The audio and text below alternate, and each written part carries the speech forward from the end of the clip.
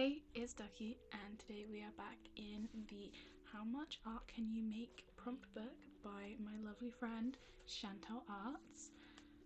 We have 3 really fun prompts coming up, so let's get into it. Where is the dream holiday location?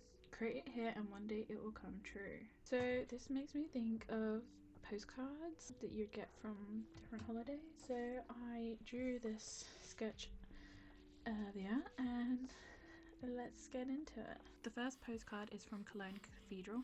Now, I'm not a Christian and I don't particularly agree with modern Christianity. I don't have any issues with people who follow the faith, but the religion in general seems to have become one of fear and control. However, I adore the old Christian churches and cathedrals for their Gothic architecture. The amount of work, creativity and love that was poured into all the tiny details is truly breathtaking. The second postcard is Bran Castle, which of course is the castle that inspired Dracula. You'll probably notice a theme with all these places. They all have something to do with the Gothic subculture in one way or another. These are also all very touristy, which I tend to avoid touristy things normally, but if I were to go to some, these would be it. While I haven't read Dracula, which I know is a goth sin, it was a big part in inspiring a genre I absolutely love and made vampires what they are to this day. I know I really need to go back to the Gothic literature classics and actually read them. I am getting to it, I promise. I just haven't picked up a book since last year, so there's that. The next postcard is of the Boss Castle Museum of Witchcraft and Magic, which is in the UK, and I was actually meant to be going on holiday with my ex-boyfriend and his family to Boss Castle. However, we broke up before I managed to go, and I've always wanted to go since. I even considered staying with him until we went on that holiday just to go to that museum, but it was like 6 months in the future and he was far too toxic for me to stay that long. I will go there one day. However, it would have to be like a day trip, I think, because there isn't really anything else in Boz Castle other than the museum. So I think we'd get bored pretty quickly. I like hiking and it's a beautiful place, but I can't do that anymore because of my health. And my partner isn't exactly an outdoorsy kind of person. The final postcard is of Corvington, which is the town that the majority of the Vampire Diaries is filmed. If you haven't watched the Vampire Diaries, I highly suggest you go and binge the entire thing right now. Well, after this video. I watched it through twice, which might not seem like a lot, but I first watched it during COVID, so not that long ago, and I don't really rewatch anything.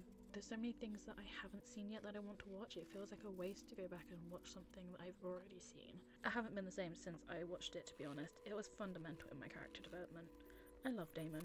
I know he's kind of awful, at least at first, and trust me, I was like, why would anyone be Team Damon at the beginning? But it very much turned to how could anyone be Team Stefan by the end. They both have their flaws, but Damon will forever have my heart. Also, the place I've drawn, which is called Mystic Grill, I'm pretty sure is also called Mystic Grill in the Vampire Diaries, so that's cool. The postcards behind with writing on are purely just scribbles really. They don't really say anything important. I just thought they would look good for the layout, and I definitely think it makes it more obvious that these are postcards. I haven't been on holiday abroad in many years, and honestly I really miss the Alps. My dad lives in the Alps and I visited him a couple of times and went on a road trip across the Swiss, Italian and French Alp borders throughout the summer. It was beautiful. I miss seeing the mountains all around you. The south of England is very flat compared to the Alps. I can imagine being in the Alps would be difficult with a lactose intolerance and now being celiac. I was vegetarian when I went, or at least I think the first time I went, and that was difficult enough, but cheese and bread is everything in France.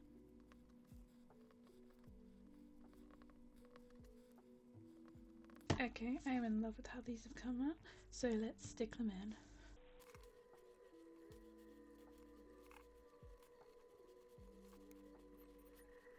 And there we go, that's this page, I love it. On to the next one.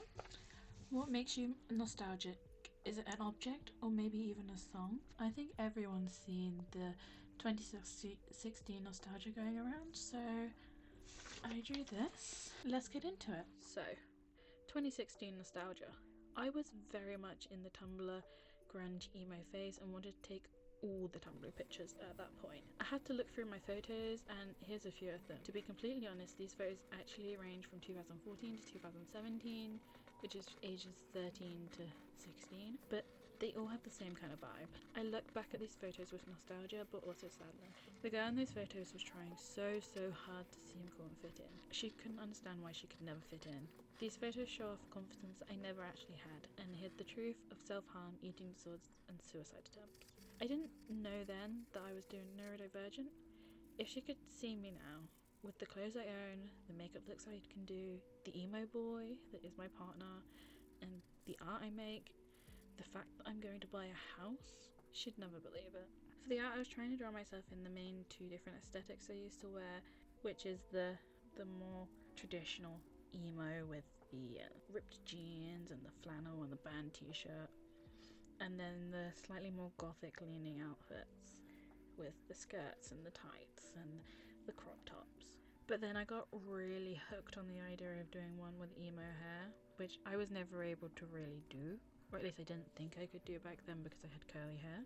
And I never had blue hair at that age either, because I wasn't allowed to dye my hair and my school wouldn't have let it either. So I guess it became me and who I wished I was at the time. This one took a wild colour in as it was pretty detailed. I know a lot of people struggle with alcohol markers, so a tip I used for this piece, say I was colouring in the red. I had a lighter red and a darker red for the shadows. First I laid down all the light red in the piece, and once that was dry, I then went in with the shadows. This helped the shadows have that definition instead of blending in, which obviously for some pieces is what you want. You can see on the blue hair I didn't do that at first. I went straight in with the shadows while it was still wet, and they just mostly disappeared. Obviously the colours weren't that different to start with, so that also didn't help. I had to go back in with the shadow colour later on to define it. Also remember, every single different type of paper will react differently to markers. I hate marker paper, I hate the way it pulls on the surface, I find that it makes the markers very uneven, but that is personal preference. For me, I just use printer paper. It's what I learn on, and it's what feels the most comfortable to me. I know exactly how it will react to the markers.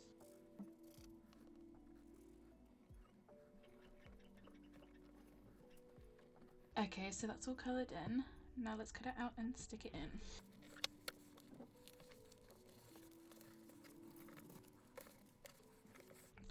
Okay, so this has come out so cute.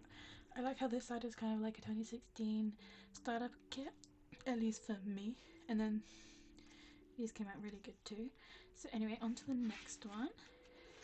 Create the ultimate fashion look you'd love to try. Where's the style? So of course, here's one I made earlier. Basically, I really want to get back into sewing. I don't have the space to do it at the moment, but once I have a house, I will. And these are some things I really want to make, so let's get into it. I probably should have spent slightly longer on my sketches for the base body on this drawing, because why are the shoulders so big and hunched up like that? I recently got a digital drawing tablet and I've been learning digital and I've been using it for my sketches, and for some reason I didn't change the base even though I was using a digital drawing tablet, which would have made it really easy to rub parts out and redo it, but oh well. For this first outfit, I used a combination of these 3 inspiration pictures. This beaded bloody effect was viral in the fashion DIY alt space a while back, and I fell in love with it instantly. And then this dress, I just feel a pull to it. I can't explain it really. I love the asymmetry, I love the unusual cut, I love the way it has the cut out, and I of course had to add some lace to the bottom because I love lace. For the second model, I found this DIY by the amazing Heidi Hazardous. If you're a goth and don't fall for DIY inspiration, what are you doing? I love the look of the O-ring, and this top has lots of them. It's so simple and yet so interesting. You could wear it like it is, or you could clip chains to it, or anything to the O-rings and just really change up the look. I think it's super versatile. And this skirt. There's so many different iterations of charm-covered clothing items. I believe the original was a coat by a big designer, but I could be wrong. I love the look of these, and I can imagine I'd either love the sound or it would overstimulate me so much. But there's only one way to find out. I would thrift the charms over time. I need to remember to look out for cool necklaces and bracelet charms that could work in charity shops or maybe even a second-hand art store. I believe there's one in the nearby city. And I am concerned that that would make this skirt really heavy, and I need to make sure that I sew the charms on really well, because I can imagine washing it would be difficult. And I love my fluffy leg warmers I made from a thrifted fluffy vest, and I wanted to make more. I saw these ones with the belts on it and I want them. I will make them. For the final model, I found this top that I loved. The tattered bottom is so pretty and flattering. I would use my beloved metal font to paint something on the front, and I'm considering my nickname Ducky. I really enjoy painting on clothes. I made a patch hoodie with hand painted patches. I'll link the video down below, and I loved that thing to death. However, I can't wash it in the washing machine as I used a hack to make fabric paint with acrylic paint and fabric softener. Either buy fabric paint or fabric medium to mix with acrylic paint. No amount of heat sealing worked for patches, and I ruined them by washing it and had to repaint the entire thing. Learn from my mistakes, please. For the shorts, I went to a local theatre performance and was mesmerised by these shorts the entire time. I even tried backwards searching for them online and couldn't find them anywhere.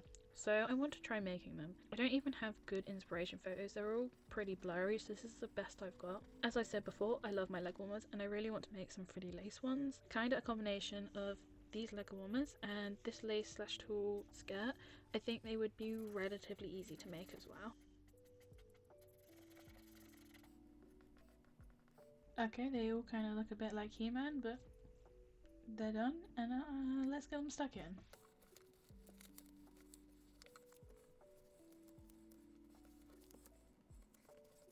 Okay, they're all stuck in, but now I need to annotate them.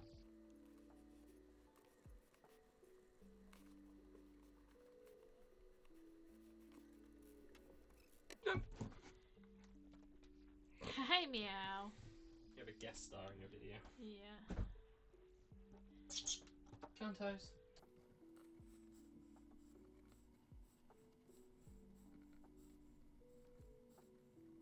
And we're all done. So in today's video, we drew where our dream holiday locations are as postcards.